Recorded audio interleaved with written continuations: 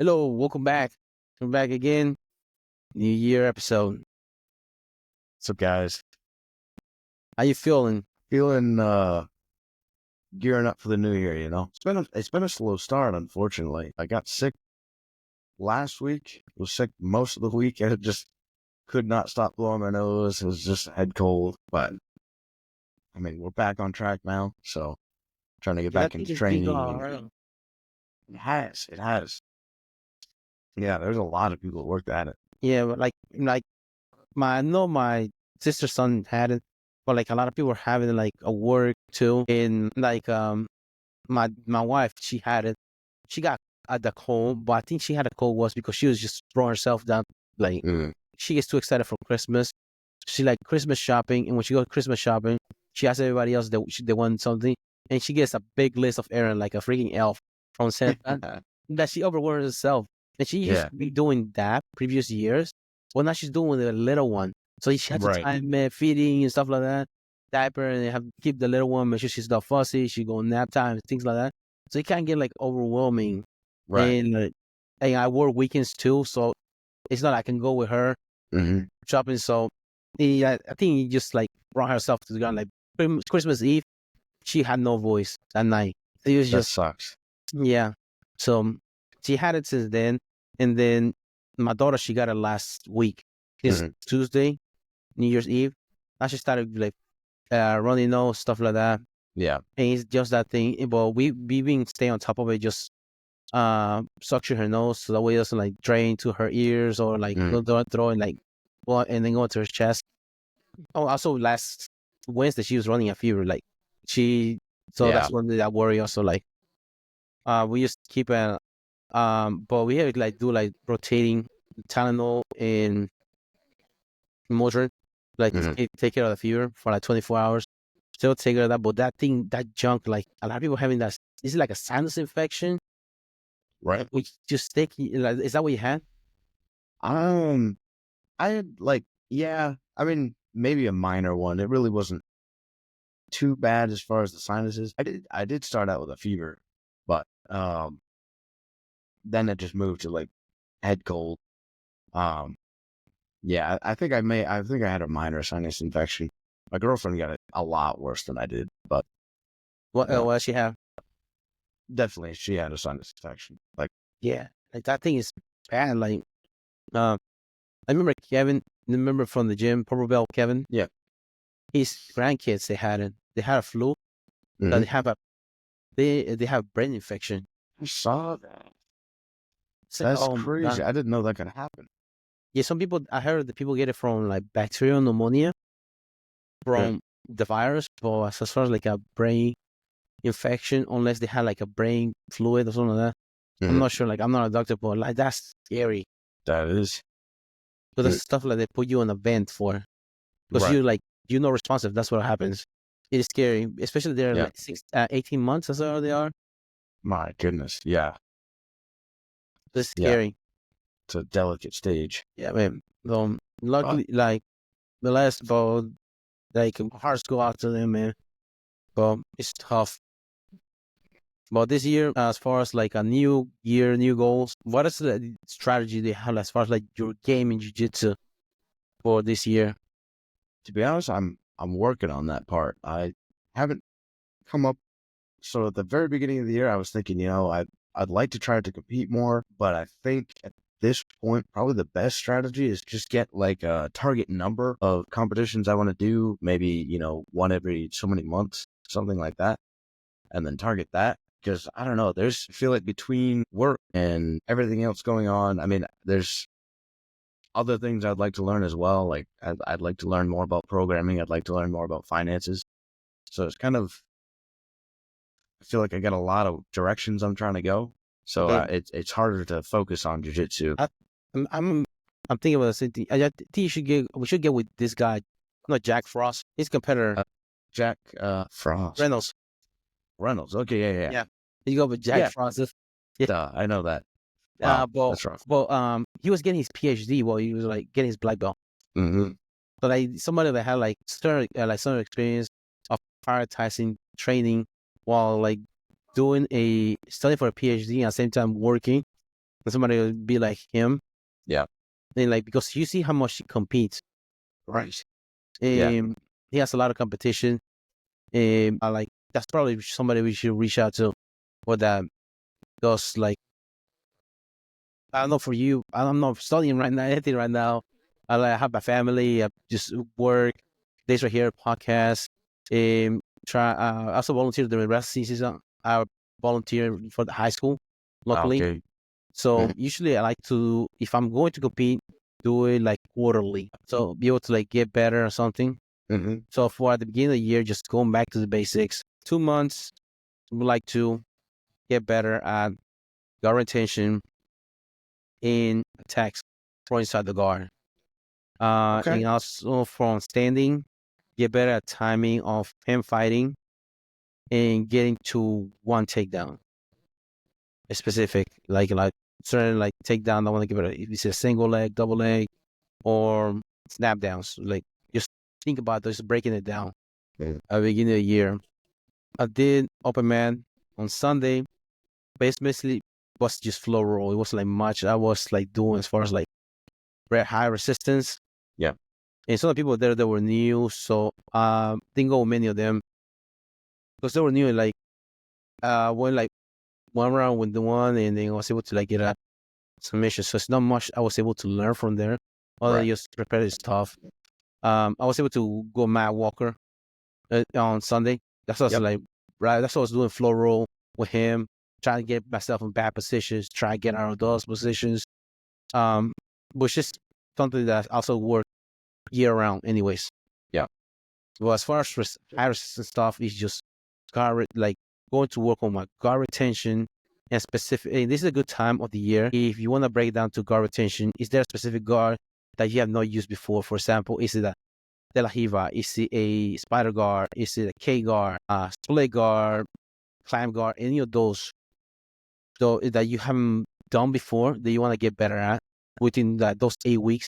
You're gonna break it down on those positions of that guard and attacks from that guard. So just try to keep it simple right now. Yeah. No, that makes a lot of sense. Mm. Yesterday we had competition. I had many rounds because they were preparing the competitors for this weekend.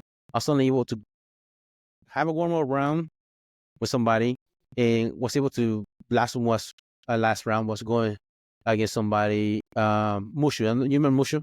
Yeah. Okay, against him. Basically was getting takedowns, getting side control, or I was not able to get mounts or back takes for attacks. I was able. He just put me back into his guard, and he just got away from there because he didn't want to be Yeah. on bottom. Right. Yeah. Yeah, so I was able to like to work on like guard passes or something like that, or try to improve positions. It was just because he was competition oriented, so I was just focusing on the points at the Mhm. time, getting better at those takedowns, getting takedown because he gets a more tight plump. I'm not sure you have gone against other people that have get like a double collar tie and they just blocking you. Not a lot. No. I have before, but not often.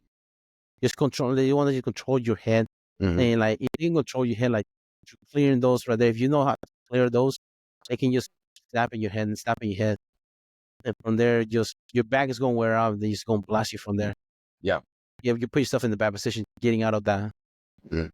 plumb. Basically, was just working on getting my attacks from there. So, and also something that I learned from my last match, I was going forward too much, not so much backing out, getting my space because you need certain space for you to change level and attack. If you're too close to somebody with change level, they'll feel it because they feel your head Mhm. changing level when you go for it. And that's what they're be able to, and then getting the timing. Those another thing is fakes Mhm. for shots to change level hard for faking your shot. Initially, they change level, right?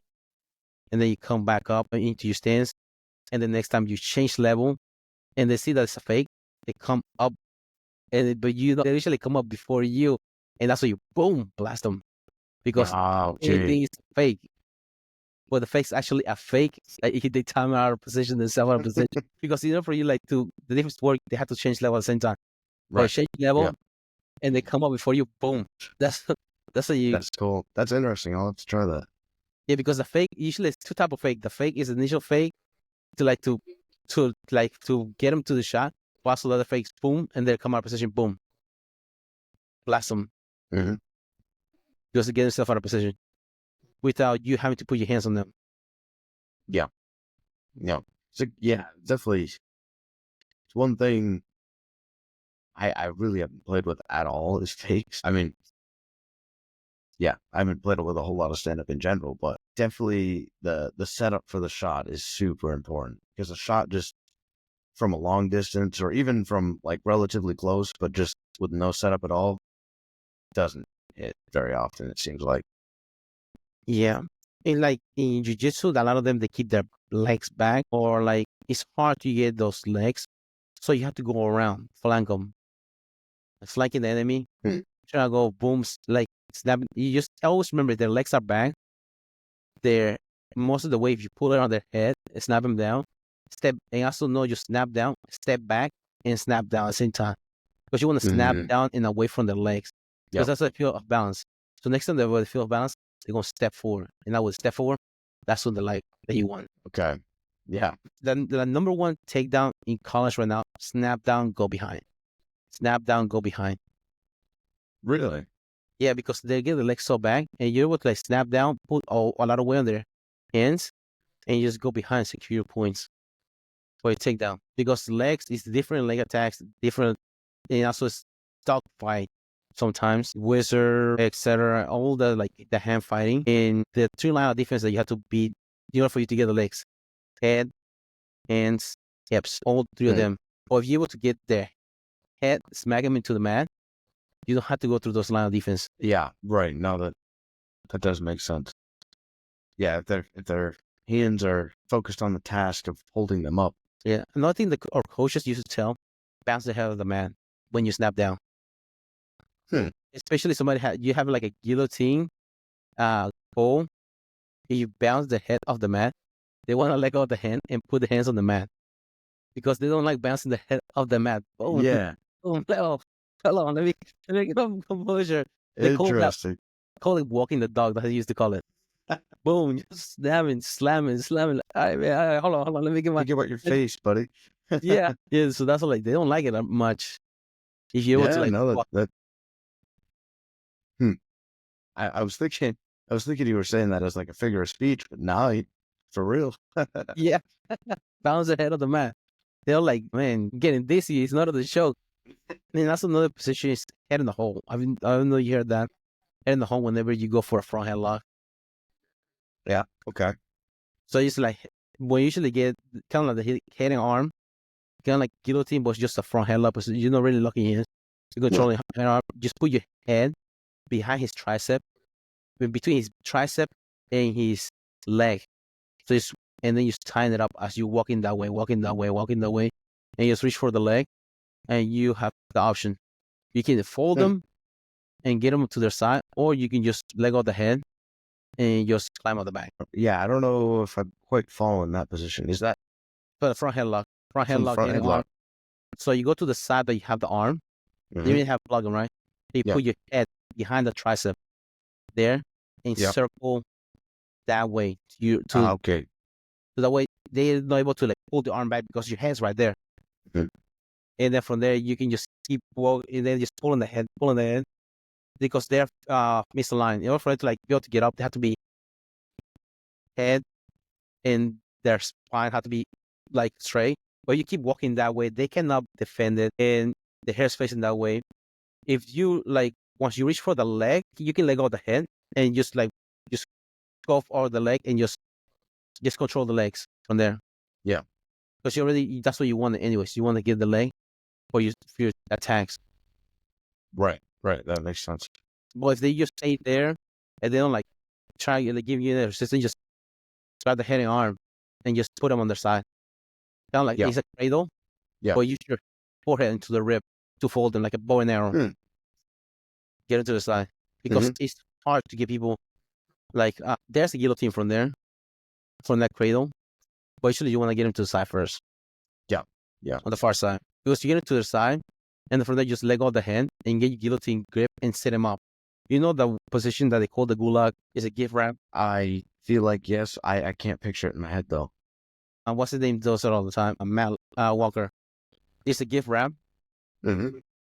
So he has a gift wrap and brings the arm on this side, on both sides. So he has the Yeah. gift wrap on this side and the other arm bash the forearm. So you're in a seatbelt position with your own arm, but he's sitting you up. So he's behind you. Instead of sitting you up, catching your back, pushing you forward, he pulls you back. So all the weight on your lower back, all the weight on your lower back as he's holding you there, and you can you can even sit back because he's pulling you up with the seatbelt, or you can now like go forward because he's scooting. It's like a horrible position.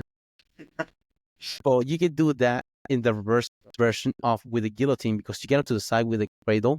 You let go of the leg as you set him up, and you just lock your guillotine, and you just squat down, and then they're on their butt, and you have a guillotine squatting down. So it's hard for Yeah. it. Like, how do you escape? You sitting down right here, and somebody Right. just right on top of you. It's hard to get out of that. The most of the time, you want to get your back to the mat to defend, like the guillotine. But if you backside right here, it's hard to get out of there. Right. No, I've been in that one before. That one's brutal. Yeah, like, it's hard to get out because your butt is on the mat. It's good both back and forth. You don't know which way to go. Yeah, but I like to get in that position from there, from that cradle, for the handle, in the home. Mhm. But they're like, that's a good like ways to like attack people. They want to keep their legs back, Mhm. especially in jiu-jitsu. They also do a lot of a lot of square stance. Yeah. Anybody that's square. I was talking to Mushu yesterday. Right before I went against him, if you have a problem getting to somebody with their head, you want to square on their back. You have 6 minute match. For the first minute, snap on the head, snap on the head, snap on the head. To get it like square on their back, so they put them in bad positions. Eventually, they have to come up because the back is where and then from there, that's what you get. If just remember, if somebody square stance, it's hard to defend a shot when you're square than when you are in stagger stance. Yeah. Well, have you ever seen somebody run with square? Right. You have to be 1 foot in front of the other one. It's hard to defend that way Mm-hmm. What do you think they tend to do the square stance in jiu-jitsu? because they feel more balanced and their legs Mhm. are back when they do that. Mhm. They back in their square, back and square. How many times you see somebody there in a trying to like get up somebody's guard, they stand up square every time. Get up square. That's how you grab their ankles every time. Mhm. Because every time they come up square, instead of having a stagger stance. Yeah. When we get the first guard, escape, get a guard, push on the hips, stagger stance, 1 knee under the butt. That's a basic one. But every Right. time you see somebody try to get out of guard, they get up on their feet square every time. Hmm. Don't know why they do that. Feel like maybe because we used to, um, and like physiologically, when we squat with square stance. That might be the reason why. Mhm. Every time we change level, we're square. As little kids drop something, you see a little kid drop something, they squat all the way down, pick something Mhm. up, they come right up. Yeah. It's a habit that's hard to break. Yeah. No, that makes sense. But I mean, just so it feels stable, but is less mobile. Is the Yeah. Yeah. Because if you're in a stagger stance, if you go to your left, you just have to move down that foot to the side and go that way. But you square, you have to take a big step to be able to like go to the side. Right. And also, if you want to go forward, back leg just step forward, cover more distance. If you want to step back, the front leg just step back. You cover more distance rather than being square. Taking half a step, Mhm. taking a full step. Yeah. No, that's true for sure. But we ignore 50% of your step. That's one thing I think I'm gonna try to start incorporating. I don't do a lot of like split squats or anything like that, but Okay. I've been thinking about it, and I definitely need to incorporate those into some leg days because I feel like that is basically the same movement as the like a wrestling stance. you know, You know what or a really helps? shot or Jumping split squats. cool. That Yeah. will really get you ready real fast because it's your own weight and that's so explosive. You get Yeah, exactly. Yeah, boom explosive. because you're getting used to the same changing level Hmm. and you're able to like get that for time because it works your cardiovascular system and also Yeah. your muscles that you want to target at the same time because you're balanced. I'll have to. That sounds brutal. Yeah, our coach used to make us do that like between like rounds, like in practice. Hmm. Hated them. Yeah. Split jumps. That's a con. Now is that so? You're doing your split squat, Yeah, and then you just do the jump lunge. from there, Yeah, it's or switch stance. okay, yeah. So you lunge down and then you come up, switch stance, and drop down and jump back Hmm. again. Boom, Dang. boom. Oh man, hated those. Now there's this guy that he does garage strength. I have to send you his information on YouTube, but he does a like a lunge jump box. So he from the stance of the lunging position, the knees of the mat, jump with that one, get the other one off the ground, and jump with one leg on the box. So Hmm. it's not so much jumping in front of the box. Actually, it's lateral. So he is on the side of the box, and he just with this leg right here and jump to the box using just one leg. So like that's how you develop that explosion of because when you shoot, you know so much you go forward, you actually go sideways. You're getting used to that position, getting driving with that outside leg Hmm. and getting explosive. Because Yeah. also not so much jumping, but also landing and coming up with a single leg on top of the box. Right. Right. Yeah. That sounds terrible, but Yeah, worthwhile. because it's explosive. So you're engaged, jump, explosive, then land, and Hmm. then from there just coming back up. Because I know that it's like triple like extension for as far as like that same movement. And just like getting because that's when we shoot, we know so nothing.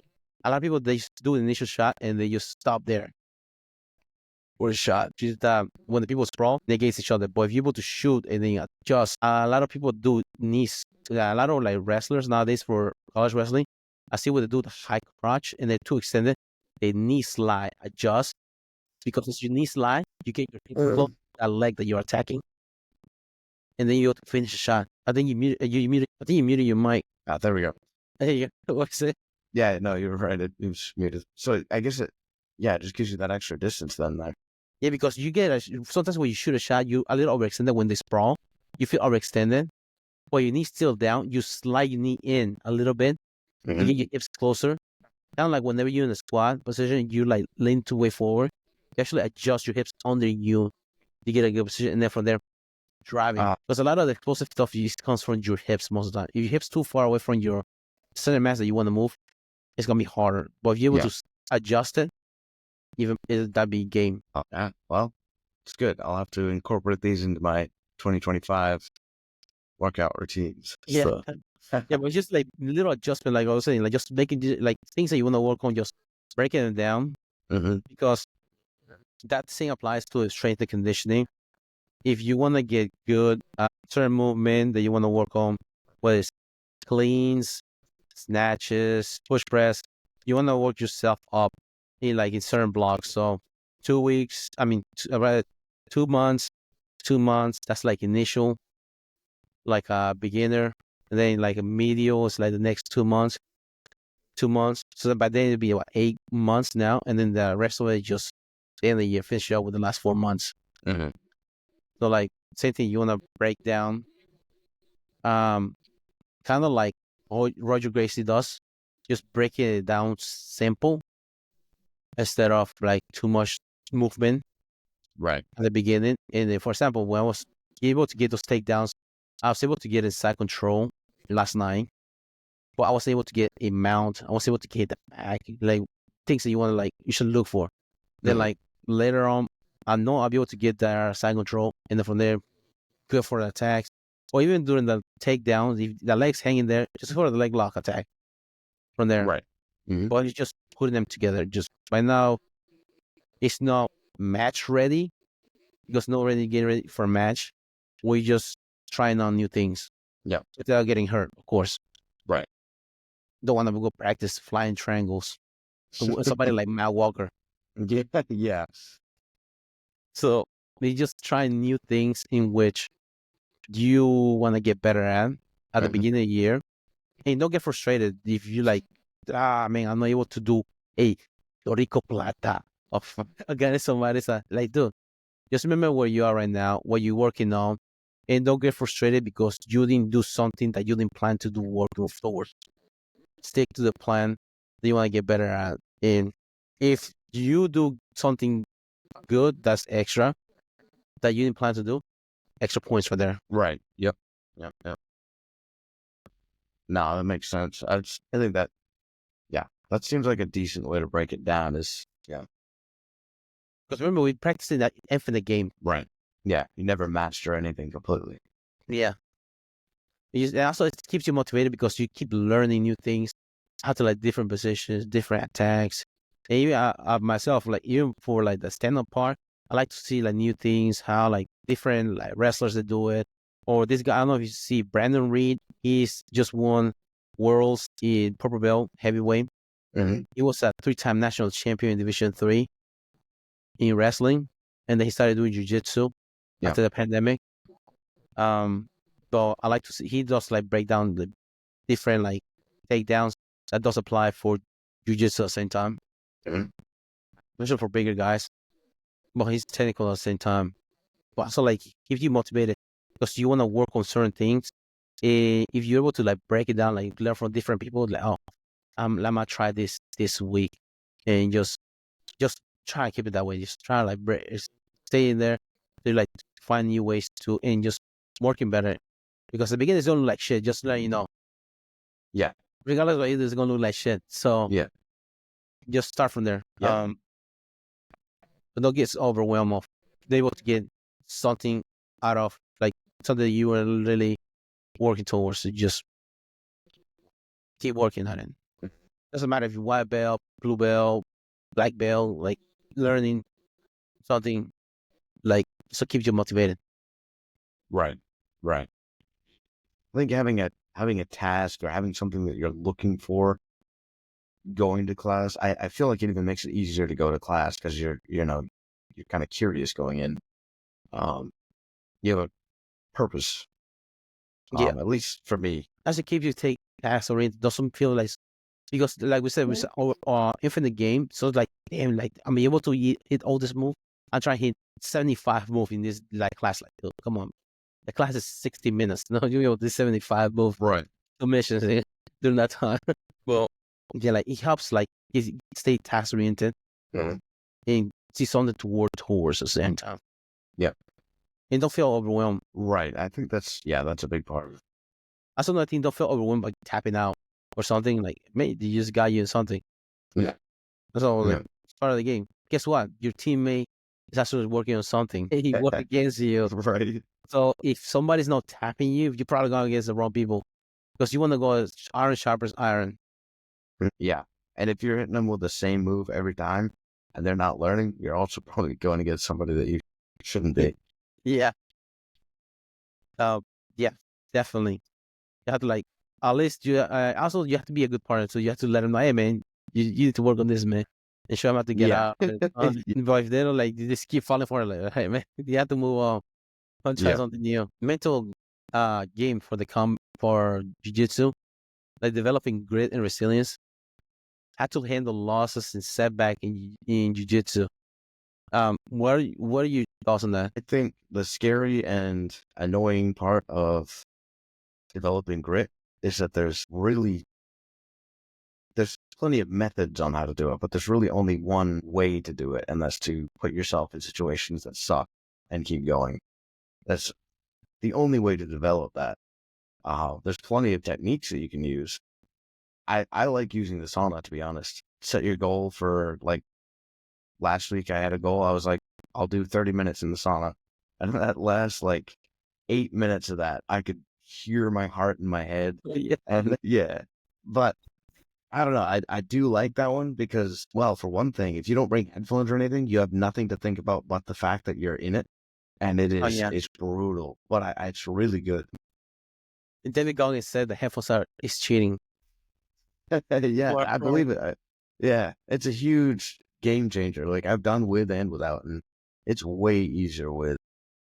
But also like it helps you like stay aware. mhm, Like being without headphones. I also noticed that whenever like pre-matches, I don't like wearing headphones because like you like be able to get a good sense of the environment. mhm, Kind of like inoculate myself in like just being on there because putting headphones it just feels like you're taking yourself out of that place. yeah, But like you said, like that sauna session, man, it is brutal. I feel like you're stuck in there. But like the thing you said about grit is just I like to like relate it to like you can expect to cook and be a good cook without getting hot in the kitchen. hmm You have to go through it. You burn your fingers sometimes. You cut your fingers sometimes. Cutting shit. It's part of learning. yep. That's the thing. I mean, yeah, that's kind of why I have a lot of respect for the guys that you see that can just keep going because it's like they've put themselves through a lot. Yeah. And then some of the ones are stupid, like Vinicius Mangaleos, Gap, Craig Jones, Yeah, the bones taken out of the sides. Oh my God. Been through some shit, man. We don't have to do yeah, this, man. You're like, oh, yeah. Yesterday, how somebody in a wrist lock and he wasn't happy. I was like, dude, he's a striking coach. I want to break his wrist. That would be terrible. So I just like to give out like submission, like yeah, he's not tapping to it. I don't want to break his wrist, man. yeah. He makes a living by Dang, coaching striking, and no, that's terrible. No, just like you can't do uh, that when you got gloves on. I know, right? But man, like the mental preparation that like it is big. Like you, it has to like that. We suffer so much as far as like anticipation, like getting ready for the match, and Mhm, then like um we over so many scenarios and things that we go through mental prepare that we usually just beat ourselves so much before our match. Then like when the match comes, like, oh dude, like it's only this is that it? Was that yeah, yeah, that was it? It's like a kid getting ready for like a shot that he has to get for like every 6 months. yeah. Oh shit. And then The they don't shit. even see it when it's happening. Yeah. Oh, that was it. It's kind of like that. Like mental preparation, you just work yourself. Or you want to work yourself too much, like hard. Mm.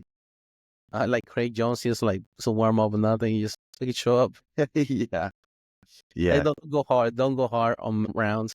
In practice, never do. I have a hard time believing that. I feel like he's got to. Yeah, you see, like some of his like rounds where he go with other people, you can tell that he goes hard, Yeah, yeah, but he just makes it like he's being like facetious. But yeah. like for example, like the instructions that he was doing, just stand up. hmm Like you see how he got up, the guy got side control on him, and he just swam in on the near side, and he just climbed to the bag, and he just like stood up and just tossed the guy onto the mat. Just stood up like for the match. Yeah. And some of them, like I've seen when he was going against somebody, he did the same thing, picked up somebody on his shoulder and put him in the trash can upside down in the middle of practice. It's like, oh shit, I gotta go home. How did you finish that Yeah, round? for real. How did For you real. finish You that gotta round? leave practice early at that point. You have to be somebody in the trash can in the middle of class. Yeah, just go home, man. Oh. But yeah, like mental preparation is good. I don't know if you talked about this before. Randy Couture talking to Rashad Evans before he fought Chuck Liddell.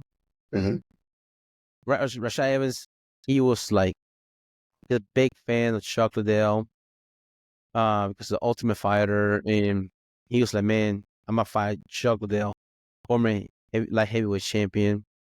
He was undefeated at the time, and he was like, man, I'm nervous. And then that same part, I think Randy Couture had a fight.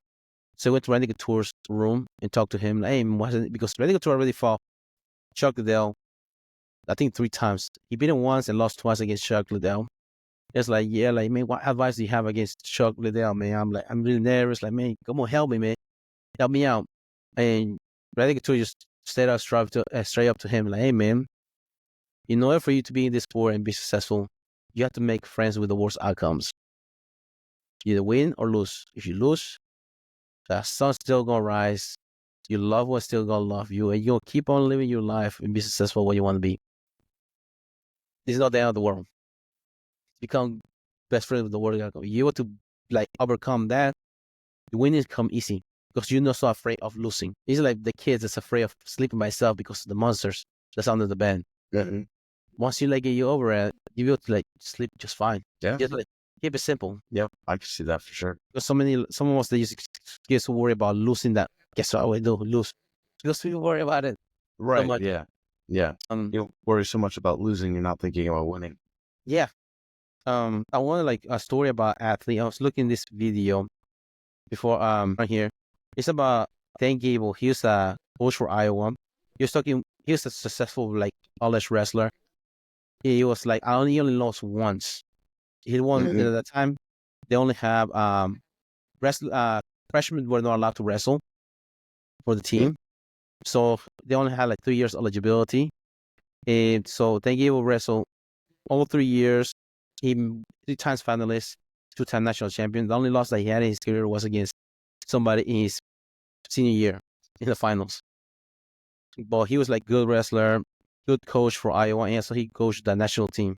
But he had a story on one of his wrestler right here. Going on to the Big Ten called that it's kind of like conference championship and qualifying to nationals. So he talk about is one of his wrestler. Let me know you can hear it. There was a note on my locker said, Coach Barry here. I'm not going to wrestle in the Big Tens. He said, don't look for me. You won't find me. So I sent the team on right to the airport. They flew to Ann Arbor and they were ahead of time. And I went to work. And so when I was in this payphone book, I just happened to look to my left and there's somebody checking out. It was Barry Davis. Immediately walked up to him and he turned, he saw me, he dropped that bag and all these donuts rolled out on the floor. He goes, Coach, I haven't eaten anything yet. He goes, yes, I want to wrestle. I'm overweight and I needed some support. He said last night, and I tried to do this by myself. Listen, we got a flight, we got 2-hour layover in Chicago. We'll go work out. And so what I did was I made him go in front of me. We ran the stairs, got on the scale, was about a half under, wrestled in the Big Tens, won the Big Tens. 2 weeks later, we go to the national tournament. And so me and my wife had a room, but we had a room with 2 double beds. So we're in bed that night. There's a knock on the door, and I open the door, and it's Barry Davis. He says, Coach, can I sleep with you guys? He stayed in that bed, and he got up the next day. He weighed in. He won the first day twice. The second day, he won twice. Third day, he was in the finals. He was a national champ. Crazy that story. He was about to give up before he even went into the tournament. And he went and won it. But so wow, yeah, I can only imagine how those weight cuts are. Yeah, especially for that one, nationals 3 days wait. But he was afraid, just was able to like make weight in the like, come on, like he said when he was saying that I tried to do it by myself, but I couldn't. It was because he was trying to stay up late, trying to like get the weight off, but he wasn't able to. And the coach like, okay, when he said like let him go in front of me, the coach was running with him the stairs. Yeah. To make the weight, and then but they were like to give support, like sometimes you have to ask for help or support with certain things that you would like to overcome certain challenges that the coach was nice enough like giving support to, and then believe in him. I mean, he made it all the way to Big Tens and nationals. That's the season starts in October. That's in March. Like you're able to make it that far. You almost read the season's almost over. Just finish it on a good note. Sometimes we just do that a lot. Like we just give up sometimes. Yeah, when you feel like you don't got it by yourself. But it's amazing how much just some support from somebody else can really make a difference. Yeah, just give you the little push that you need. Way tired. Yeah, especially coaches running with you. That's impressive. Yeah, just catching up with you, man. Be able to make it. Just I think Josh Koscheck, he had a guy that he was trying to make weight, and he would jump in the sauna with him, trying to make weight. He drug him in there. Come on, and close the door. Come on, let's go. Try to make the weight. It's a gauntlet. You have to do it together sometimes. It's also to have people support you. Now go back to like New Year's new goals. Early on this week, I was watching this video of this woman that she had a son that he has some kidney issues, basically kidney failure. He needed a transplant. And that video like made me change, like made me like think about it. Because this woman, they told her that she was a viable organ donor, but she was not healthy enough to be a donor because she was overweight. And she had like a time deadline for her, no pun intended, for her to have like be able to donate to her son her kidney. And she started working out. Her whole life she has been overweight, healthy. And she started working out to lose the weight so she was able to donate. And then the time came and she made the weight and she was able to be healthy and provide for her some organ. It made me think about it. If we are able, why do we have to wait so much to be given a certain stream to like be able to get healthy? When we don't have a deadline in life. We don't never know when the time comes. But being healthy, being able to just be able to be healthy, enjoy life, and be able to provide for loved ones while being healthy. Why can't we do that? I think because it's just not real enough. It doesn't, I don't feel like it doesn't really register as well until somebody gives you a deadline. It doesn't seem like it's a priority. I guess that's it. Because we worry so much about being able to provide for our loved ones and be able to support for others and just like we want to enjoy life. And part of enjoying life is enjoying good food too. Like nobody goes eat salad and have fun. Let's go have fun drinking a bowl of acai. No, only jiu-jitsu guys do that. Yeah, true. Usually, we like to also like drink. Another thing, have fun drinking. It's not good for you, but hey, man, that's like it's been since the beginning of times. How people used to gather and drink together. Right. That's part of socially acceptable. But also like drinking and eating. But as far as eating bad, it's not so just frowned upon. Also, it's bad to be for you at the same time. Right. Yeah, I know. It's I strange. mean, we celebrate candy for Halloween. Door to door asking for candy from strangers. And think about it. But if you would like to prioritize good time with your loved ones and also being healthy, that'd be good because you want to enjoy picking up your kids as much as you can because we'll stay strong. Yeah. Yeah, there's so many benefits being healthy, really, for our lives and, kids' lives. And yeah, so like be better like quality of living for your kids because you're able to like go outside, play with them. That's memories you're able to make with them. Right, exactly. Like for example, walking to the zoo. I had a lot of walking involved, but also be able to have fun, like seeing animals or going to a different place. Enjoying. Go hiking, go see the mountains, stuff like that. Yeah. Enjoy nature. Yeah. It's interesting too that it's not even just, physically, but mentally you do better. You free yourself. That's something that got me thinking. When I saw this video earlier in the week, like, man, why do we have to wait until we have given such a harsh deadline for us to prioritize? Have you ever heard that analogy of the gas mask in the airplane? I don't think I have. Or like whenever you're in an airplane, the mask drops. You're supposed to you put your mask on first, but you put it on somebody else. Yeah. Same thing in life. You should be able to do the same thing. You should be able to like, you cannot light another candle without having fire. So you cannot. You have to like help yourself to be a little healthy to be able to help somebody else. That's interesting. Yeah. I mean, it's a solid analogy. That's something I was thinking about. But when I was thinking about goals, as far as like for strategies for training this year. But also, I'm an extremist when it comes to things like that. Like, okay, I have to like freaking fucking do this shit myself. Yeah. But that's something that I was in the back of my mind thinking about. Just like we have to like do better, or like especially myself, I have to do better, like health wise and things like that, because you never know something like that happen. Right. Yeah. Yeah. Another topic I want to talk about is street. That's something that being like I'd be a topic discussion as far as jiu-jitsu sport in versus street conflict, like debunking myth about sport jiu-jitsu in not real fight. Like a lot of people say that it doesn't apply in real fight, boat scooters and such. Yeah.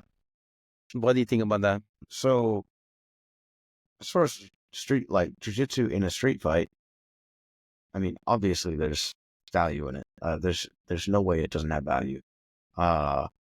If nothing else, then it's the value of being able to stand back up if you get knocked down. If nothing else.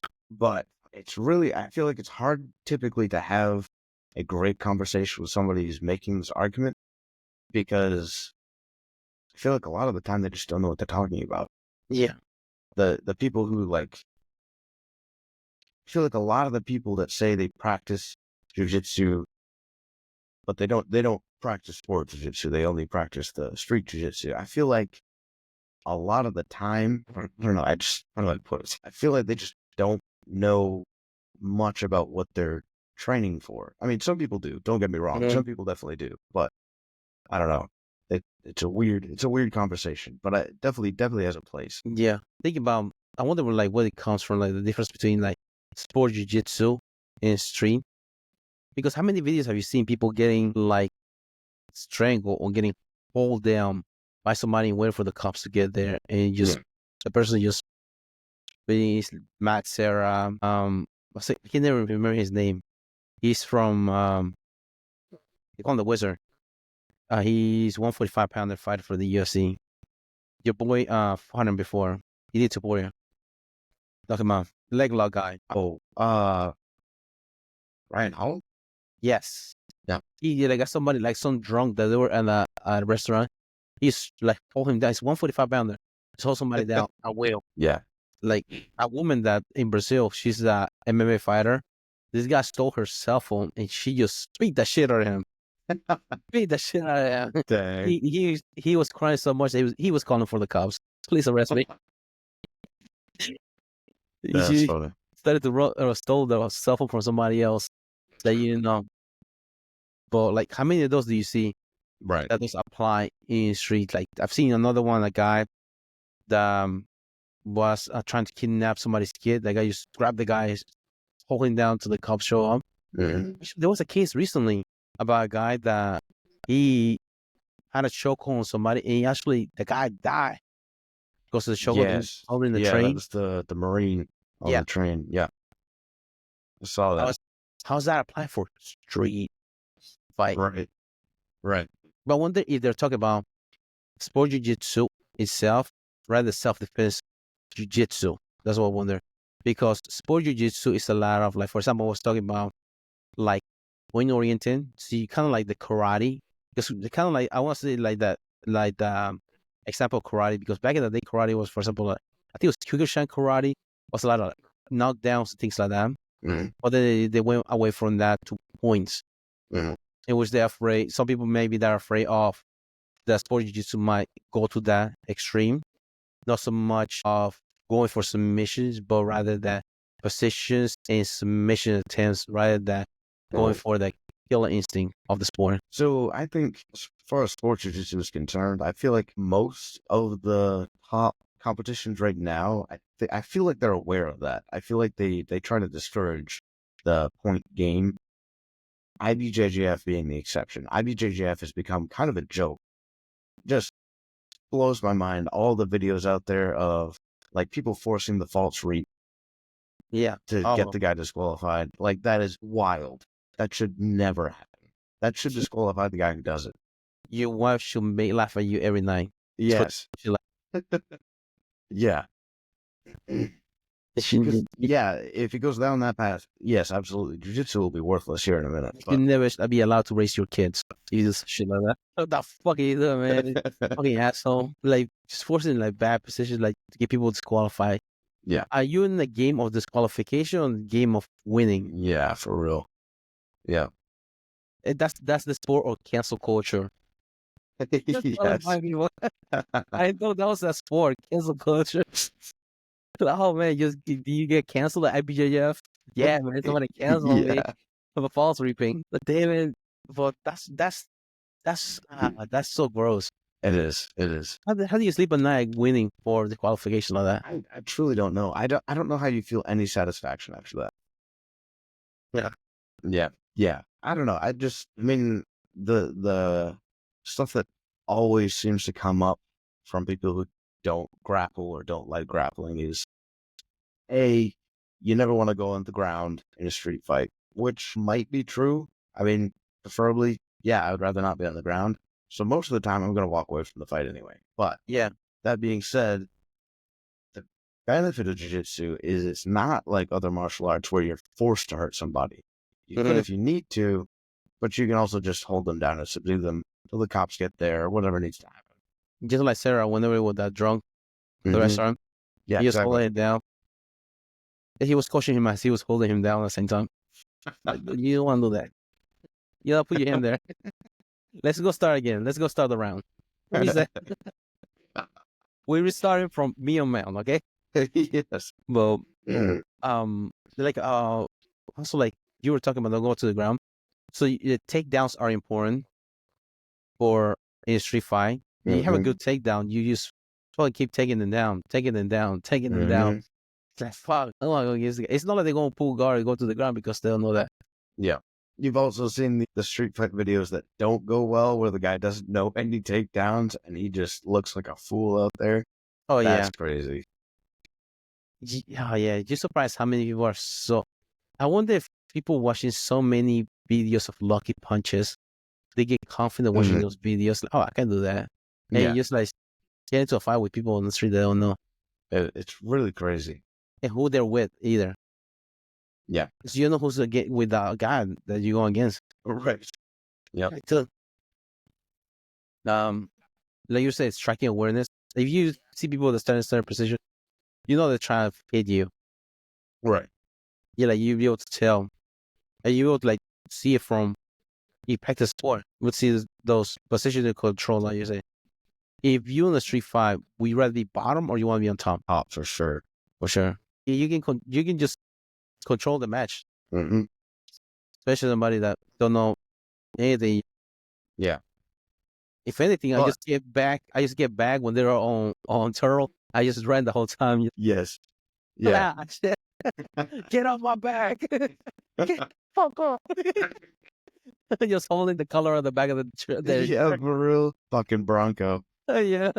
All right, get out of here. Go get him, boy. Thought we were fighting. Yeah. But I mean, I guess that also kind of brings up the, I mean, I guess it's a blessing and a curse. Jiu-jitsu, you get used to the worst possible position, which is on the ground on your back. It's horrible. But if you're decent, you should be able to reverse that position from there. You should be Right. comfortable enough to do that. Yeah, your sleeves are there. Exactly. Yeah. The sweeps work in street fights. There's no doubt there. Obviously, you got to manage the punching distance. That's a new thing that a lot of people don't practice or know about. Mm-hmm. But I mean, yeah, somebody who trains jiu-jitsu versus somebody who does not train jiu-jitsu on their back, even if they haven't practiced like punch management or punch distance management, it's going to be worlds different between them. Yeah. After somebody Um, that, like you said, you put somebody that doesn't know you just put them on their back. What are they gonna do? Nothing. Absolutely nothing. They're going to turn around, try to do a push-up to get up. They take their back and ride Yeah. them. Yep. That's a perfect position. Whoa, that's so, brother. No. Oh. But yeah, they like get like that. Yeah. And I guess the downside is that some people are too comfortable on their back and don't try hard enough to get off of it. Yeah. Which that is definitely a product of jiu-jitsu and sport jiu-jitsu. Right home against Yulita Boya. That's the guy he was too comfortable on his back. Yeah. He got rocked and he just rocking to sleep. Mm-hmm. Yeah. But don't be one trick pony too. Because right. that's the thing about jiu-jitsu, you get to practice different positions, different moves, things like that. You able to like not get used to just that. You able to like be comfortable on any position. Yeah. Do you have any personal experience or stories on real life self-defense situations? To be honest, really don't. I mean, the closest I've come is like people challenging me to wrestling matches, like outside of class. I mean, most of the time I don't even do those. You know what I mean? Yeah. I have like a marine recruiter trying to wrestle me in the gym, like in fitness gym. Mm-hmm. Come on, let's go wrestle. You're like, dude, this is great. Be mindful. He just got his meniscus repair. Like, dude, Oh, Fuck are we doing here? dang. I know VA is sponsoring that shit, but you have to get that shit repaired again. If you got a wrestler Yeah. here, like, come on. He was like, yeah, like I know some people they're not comfortable. If they're able to like roll on the mat, they should be able to do it here. Like, dude, it's not that. Trust me, I will hit you with the will of the world. I don't care. I just don't wanna. I don't want because chances are I land wrong, I break a finger, be out for a while too. Yeah. Because it doesn't matter. Like it doesn't. Something's always freaky about other than being in a controlled environment like a mat. Right. Some shit will happen. Mhm. Break a finger, have blow a knee, or like land wrong, elbow like swollen for a couple of days. Mhm. It's not worth it. Or chip the bone, like a tip of your Oh, I elbow, know. Yeah. Oh. like just for hitting the concrete, like Mhm. it's not worth it. And then guess what? You'll get kicked out from the other gym too because you're supposed to fight him. Right. Yeah. Like, what are you doing? But we just like, I just like did a hand fighting with him and just got a single leg and elevated his leg. He's like, okay, that's it. I didn't take him down and then Yeah. Yeah. Just prove that you could. yeah, like okay, that's it, man. Like, let me finish my set now. I'm not go wrong, okay? Yeah. But like other than that, another experience I had was there was a guy that was going against a smaller guy. Was a friend of mine.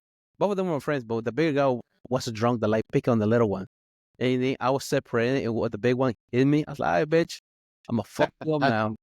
So he did a straight. I just duck it, and you did a combo, boom, and he dropped to go for a double, and he right in the face, boom. And then from there, just started. He got a single, I just started fucking hammer fisting, boom, boom, put to drop him. I was like, okay, that's enough. Like, okay, so he's went all day. Like, hey, bitch, I'm gonna fuck you up. Keep hitting me. Hit the wrong one. Oh no, that time was soccer. I got to fight in soccer game. Really? Okay. Yeah, it's funny because it was one of those games that my brother came, and my brother he's hot headed. I will tell him, hey man, don't do anything stupid. I've been playing for this team for almost a year or two at a time. Let me like I was the team captain of the team. Just like man, don't be no stupid. Don't get into a fight with nobody. Yeah, I was a defender, so I was defending this guy. And I was guarding him. He was getting pissed off because he was able to get any. The ball wasn't getting to him. If he would get the ball, he would lose it because I'll take it from him. Yeah. And when we were running, the ball was going away, and he started elbowing me on the head. Boom! Like what the fuck? And then I went like another time. We were going again. And he elbowed me again. It's like this him bitch. Yes. So Not a like, okay, mistake. it's not a mistake. And the referee was there seeing it. Okay.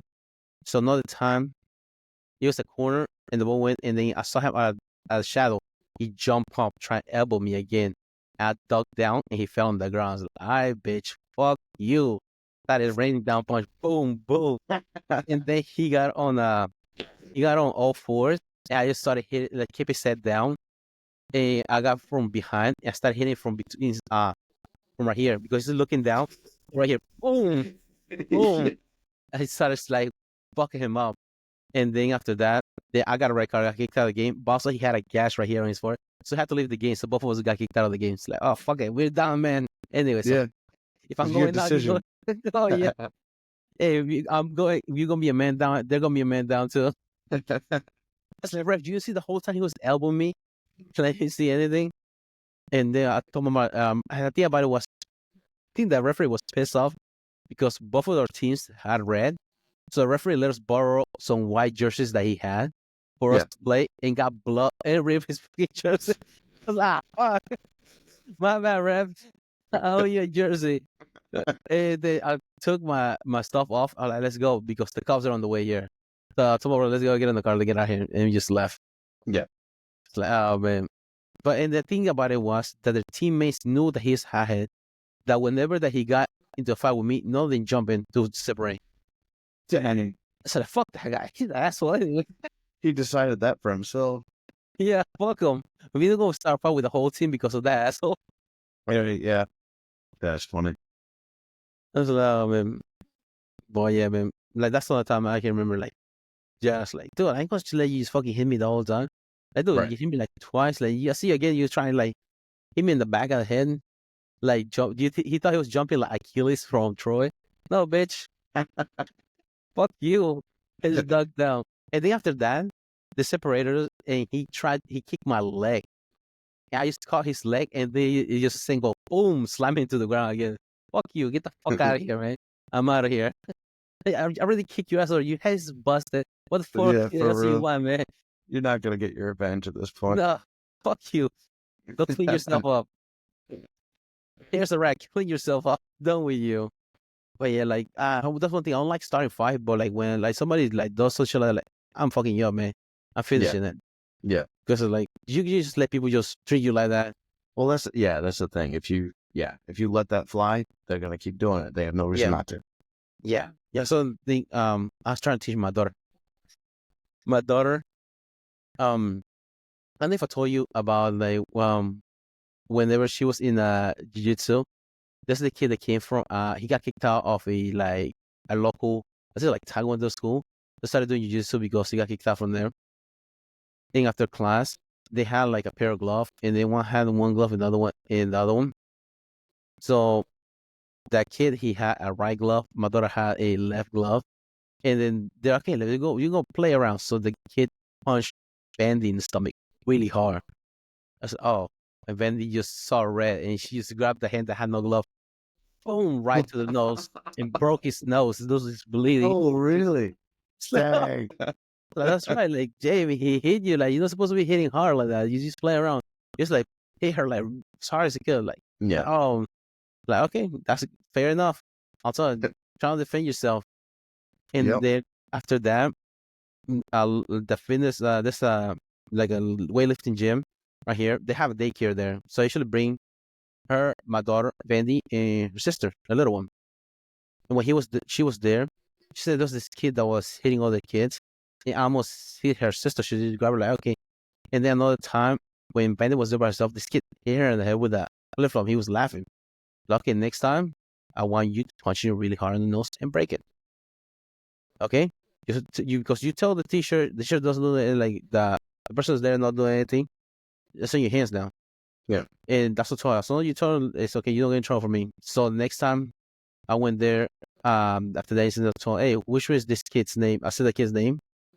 Hey, man, is he here? No. Like, okay, if he's here, I already told my daughter. I'll talk to you about this incident. You didn't do anything about it. Next time he hits her, she's going to break his nose, and she has done it before. So just warning you, you'll be cleaning blood later on. So it's on you. Yeah. I gotta go lift. I was kidding. Like, no, I'm not kidding. She had done it before. She will break his nose.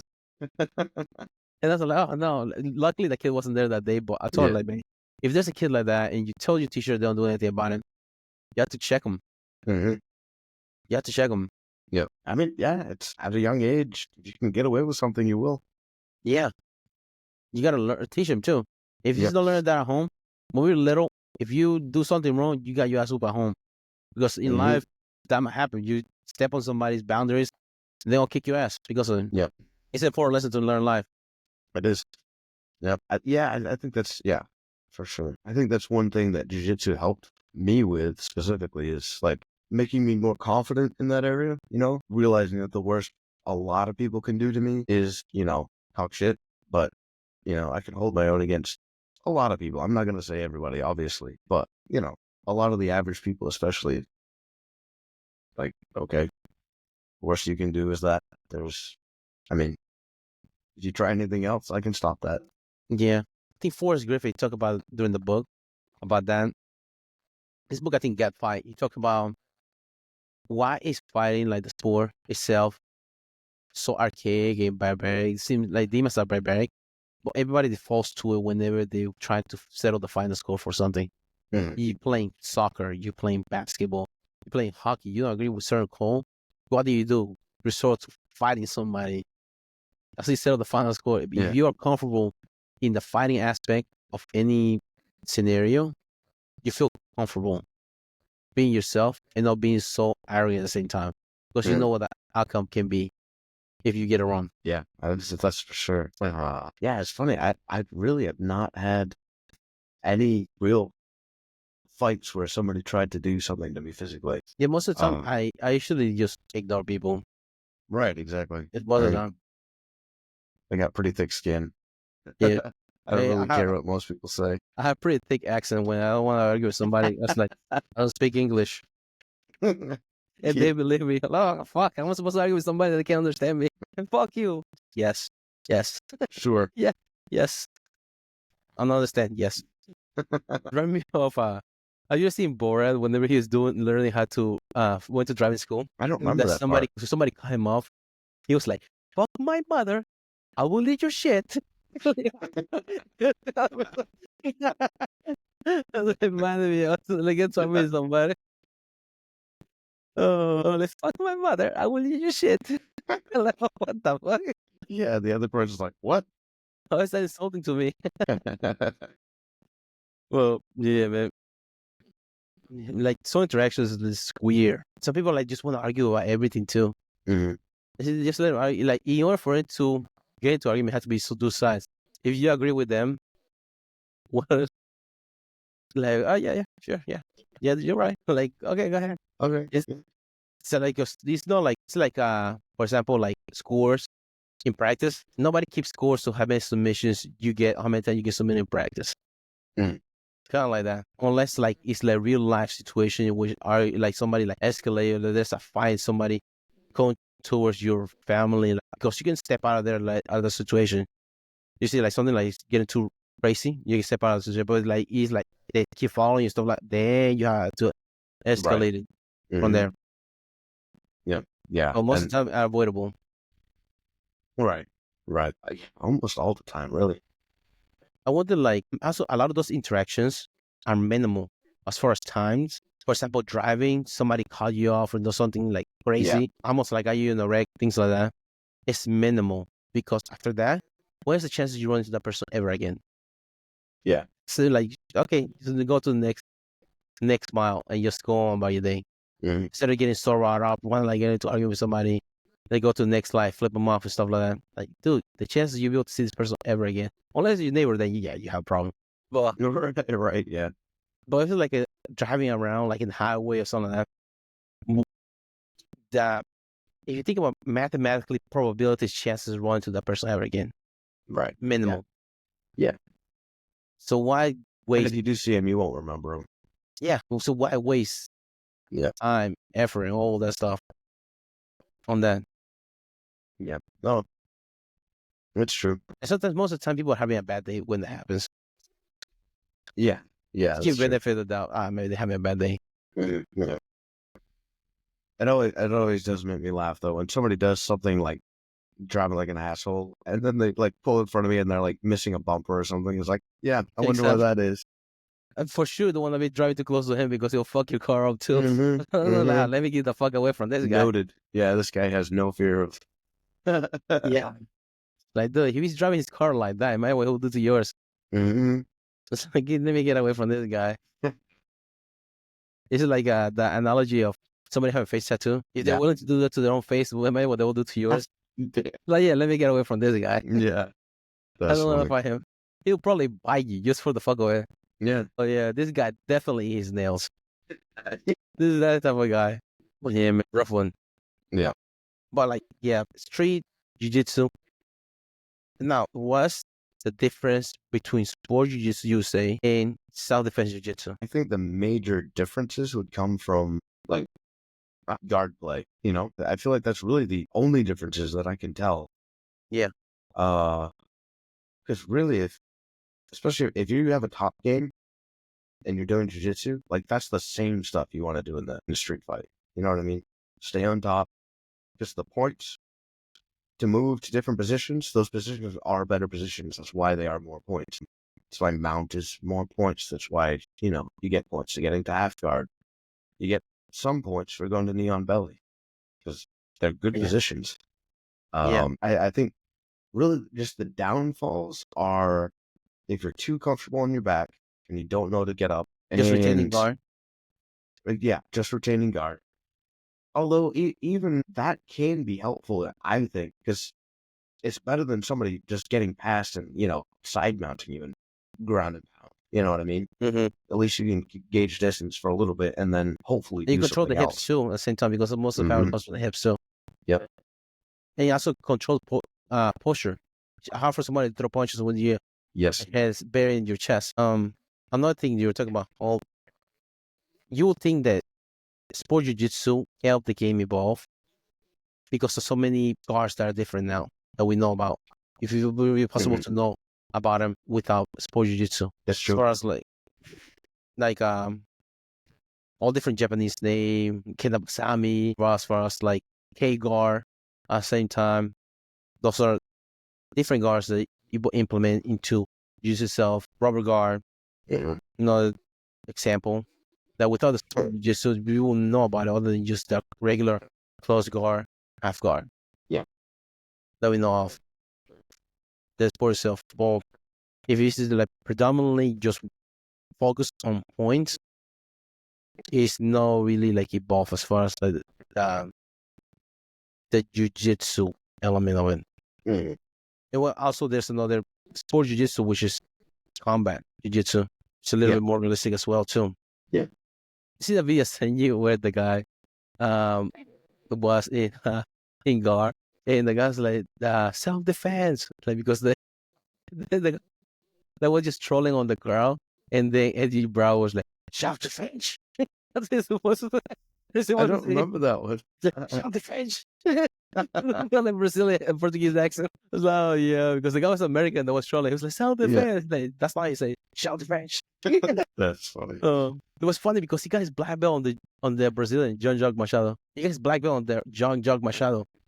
Eddie Bravo. Yeah. Eddie Bravo. That's what they call it. Do you hear the story of why John Jog Machado encouraged him in no-gi? I feel like I have, but I don't remember it. According to Joe Hogan, he said the reason that John Jog Machado encouraged Eddie Bravo to do no-gi jiu-jitsu because I think he was analyst for the UFC at the time and how he implemented to MMA because he didn't understand why a lot of MMA fighters are practicing the gi to get better in jiu-jitsu in MMA, and also how, as far as like the rubber guard system, that to get better at for no-gi jiu-jitsu for posture control. And also because of John Jog Machado, he's born with fingers on his hands. So a lot of his game don't come from rappel or gripping sleeve. It's from underhooks. He had to adapt different type of game. Yeah. So according to him, that's the reason why he encouraged him to do no-gi jiu-jitsu and the 10th planet system, which is different than others. That's interesting. I don't think I had heard that. I guess that's a question for you. Is gi versus no gi in a street fight? So, what do you think the advantages, disadvantages are there? It depends the time of the season. If it's summer or if it's winter. Good. But also, the thing about, I prefer no gi because the gi that we buy has to be strong enough for us to pull. How many times you pull a hoodie and you hear stitching? Just rip every time. Fuck. You try to get somebody and they just rip their shirt. Yeah. What the fuck is this baseball choke no working? I had like 2 pieces of thread on my hands. Like, shit, I ripped his shirt off. That's what happened. It didn't work. Yeah. Because I think one where Henry Gracie during one of his instructional videos, for you to get a good baseball choke, you have to pull the shirt up and get it from good, the bottom. Yeah. How many times somebody will let you take the shirt off before you try to get it? And I'll be like, dude, he just take his shirt off. It turns to a Gino match. That's true. Yeah. Yeah. Because in gi, you have to keep your gi on. And how many times I've been going against somebody and my gi is almost falling off. My sleeve just falls off. I was like, oh, I can just take it off. And it turns to no gi match. Yeah, I can see that. I would say 80% no gi. And then some of it will be gi, especially for guard passes. Oh, yeah, definitely pulling your pants. Pass your guard. Yeah. Yeah. No doubt. No questions about it. Coriander your ass. Like a windshield wiper, just doom, doom, doom. Yeah. Yeah. That's what I'm doing. Passing your guard in the street fight. Also, it helps if their feet off the mat. There's no bridges, there's no standing, there's nothing. Yeah, that's true. If you really want, if you want to keep somebody down, if you elevate their legs, they're beat down. There's no standing up from there. Oh yeah. What do you think? You or no gi for a street fight? I'm pretty much in the same boat as you. I will say, like, being from the north, like the wintertime jackets we wear up there, like the Carhartts and stuff like that, those aren't gonna rip. Those things would make especially if they're slightly unzipped, you could saw somebody with those zippers. Like, Oh yeah, yeah, that's what hockey players they do a lot of lapel grips to their yeah, fights. That's the reason because they're thick. probably, yeah, How many lapel grips do you see in hockey fights? like all of them guide their face to your fist. Another thing as far as street fight, I don't see a lot of headbutts, which are legal. Yeah, If you can headbutt somebody, I'm sorry if you can onto the nose. That's over. Game over. For the other true. guy. Yeah, they won't be doing much after that. No, because they're like, oh shit. And they also, if they try to hit your face, either your face in their face, no way you'll be able to punch your face. It's about yeah, It was out of the control. And from there, you got underhooks from there. Underhooks. Because they're holding their face. Well, you can see. But that's a valid, like a star fight, yeah, just headbutt to the nose. yeah. I do love the. Thankfully, I don't hear it too much now, or I haven't recently. Is the people that say like, yeah, jiu-jitsu wouldn't work on me in a street fight. I just eye gouge and like headbutt and stuff, and like as if I can't do that back, but with training. Like, what? Yeah, you try and headbutt me, I will Ezekiel choke your ass. You got your head that much, that your neck that close, much closer to me, which is You what I can't- want anyways. Yeah. You reach your arms out to eye gouge me, I will break them. Oh yeah. Oh yeah. I'll break both arms. Yeah. Yeah. That's just so hard to eye gouge somebody. Because you Yeah. have to hold their hand. Right. I see my mom do that to somebody. It's hard to do it. Trust me, I know. It's I go, doable, but it's hard. oh, yeah, it's hard. It's hard. My mom did it for mount. That's how she did it. Yeah, I mean that's probably the best position for that. Yeah. Hard for it to like hips control everything. She got her feet under her hips. So it's game over for her. Man, okay. Yeah. Yeah. I was like, fuck. That's stop it, man. That's stop it. Wild. But it's hard like to get eye gouge. How big are somebody's hands to do eye gouge? Hmm. Because you What have do to you mean? hold the whole skull, like to hold the bag. That's true. That's true. Yeah. It's hard to do them. Like you do that, dude. I'm gonna kill you after that. I can roll with my eyes closed. Yeah. Well, that is the funny thing. Yeah, I think a lot of people don't realize that, but you don't need to be able to see to roll. Yeah. How many people are like blind that roll? Yep. As long as they have contact, they know exactly where you are. Yeah, the guy that was talking about, Brandon Reed, he wears glasses while he roll. So he wears those goggles. Oh, okay. Yeah. And he wears headgear because he keeps it in place. Doesn't come off. That's funny. Yeah. Who did he go against? I think he went against Rocha, ADCC. Really? No, who's the guy that went against Gordon? The guy that went against Gordon? Low teammate. What? Low, the guy that passed away. His Leander teammate. Lowe? Oh, yeah, okay. What's his teammate name? Felipe Pena? Yes, he went against Pena. Yeah. He lost against Pena ADCC. Yeah. But I mean, he's a purple belt. Yeah. Pena's no joke. And he trains out of TriStar. The guy talking about Brandon Reed. Yep. He's been doing this in 2020. Wow. Yeah. Ooh, He went against Pena. that's crazy. Yeah. Yeah. I mean, I feel like that really speaks to two things. A, that's got to be some really, really good coaching over there, which we know it is. Well, he started recently there. Oh, really? Okay. Yeah. I can't remember what he used to train at before. The second thing I feel like that says, it's like, I feel like jiu-jitsu is evolving very quickly, you know, as you were talking about earlier, the competition driving it to evolve. So I feel like, I don't know if the priorities on moves are getting better or what it is, but I feel like you see that a lot more now is that you see guys that pick it up, they get really good really fast, and they start competing against like very high level people. Yeah, because you get more exposure too. Like those like Yes.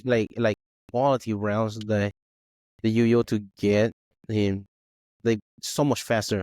Like compared like back in the day, like you're talking having a purple belt was like a like a unicorn.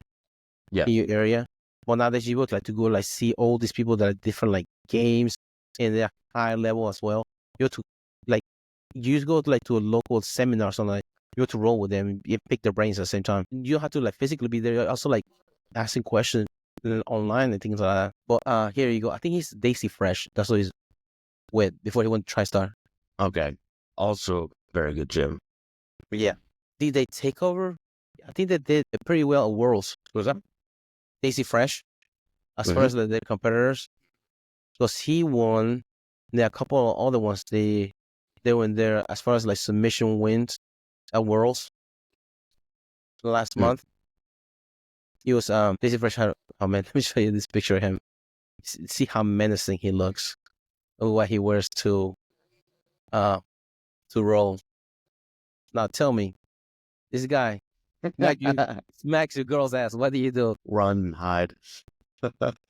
Hey sir, where's the pool? Which way is the pool? Oh man, yeah, man. Like, what do you do, man? Like, that's how he rolls wearing that. And that is that a Torico Plata or is that a Yes. Aranto I believe Plata? this from Coplata. Yeah. Then let me look at the position he's in. And he's a heavyweight. Dang. But yeah, he's a stud. He started wrestling, I think, in high school, and then he went to college. He's 3-time national champion. There's no pungy down.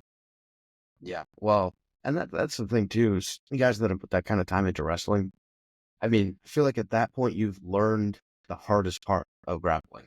You know what I mean? The positioning, the balance, Weight distribution. weight distribution. Yeah. And I think you learn how to learn grappling as well. Like going to jiu-jitsu, it's just like, okay, yep. So that grind that you learn. The grind. They talk about the grit that you talk about. You learn that while getting reps in. It's like crazy. Like, not a lot of like, it feels like mall jiu-jitsu. Like jiu-jitsu, you learn them all like karate mall. It feels like compared to like the way you learn those reps in wrestling. Yeah, according to him, his picture here says 2024 ADCC event because he was at ADCC. He lost against Peña. I mean, there's no pong. He make it qualify for ADCC. Yeah. 2024 Nogi Worlds and Nogi Pants champion at purple belt. Pedigo submission fighting in level black athlete. 3 times NAIA wrestling champion. Wow. Yeah, like that right there. Crazy. That is. Shout out to Brandon Reen 3X Instagram. No, do you have anything else for today? I mean, I think we covered it pretty well. I think we hammered down on the self-defense Yes, sir. thoughts. Yeah, We hammer didn't pretty cover good. the multiple attacker one, which I hate because there's no martial art that is good for that. No, not even John Wick. Yeah. John Wick attack. That doesn't exist on the movies. By the way, he is a Higa Machado. He trained the Higa Machado for the movies. Yeah. I knew he trained. I didn't know with who. That's It cool. was Higa Machado. And Tarek Tactical, that's also in there. Yep. They're talking about recently about the way that John Wick takes off the magazine off a pistol to load faster. And then they asked Tarek Tactical, where did he learn the way to teach that? No, this is going to give credit to Ken Reed because he came up with a way to take off the magazine. So he presses the button and release the clip by flicking the wrist. So he releases the magazine faster or reloading faster. And a lot of people are doing that nowadays. Mm-hmm. My brother was taught that in the Marines, I remember. Just to get in there, messing out. It's that much faster. Yeah. It's too low. Yeah. Oh, the training he's got to do for those is awesome. That would be so much fun. That one that I would be like scared to do is that driving part. The driving part? Yeah. Yeah. I would love that too. I really think I would. Mm-hmm. I don't know. Yeah, I would like the drifting part. Oh my God. Yeah. You know how hard is drifting? I will be fucking up all the wheels. Right. On the curves. Yeah. That's what they use cones for training. Yeah, that makes sense. Yeah. Oh yeah, it's don't have to completely rebuild the whole I remember wheel well. my freshman year in college. I had a Mustang GT. I was coming out of the mall. I was just freaking hit pedal to the metal, and just fish tail so hard. I was facing the opposite direction. Ah, wow. Let me turn back around. And Typical Mustang. oh yeah, That's funny. heavy as shit. Yeah. Real wheel drive. Yep. That's So funny. I learned my lesson. 'Cause even like in the rain, you have to play it easy. Yeah. I believe that. I do. Yeah. So yeah. So you're gonna review what we're going over about New Year's new goals. Just keep it simple and just do periodically plan your game, what you want to work on. The mental game of combat, mental game. You want to get mentally tough. You have to do tough shit. Sport jiu-jitsu versus street fight. Jiu-jitsu always wins. Checkmate, bitch. You don't have to get into bad positions, and you don't have to defend or attack from there. You're in a different world. Mhm. Simple as that. Do you want to close up? Sure. Yeah. Thank you guys for listening. Hope you enjoyed the cast. If you did, please give us a like and a follow on Spotify, YouTube, Amazon Music, iHeartRadio, and iTunes. Yeah, do that even if you didn't like us. Give us a follow, give us a like. Yes. Hopefully, we'll see you guys next time. Peace.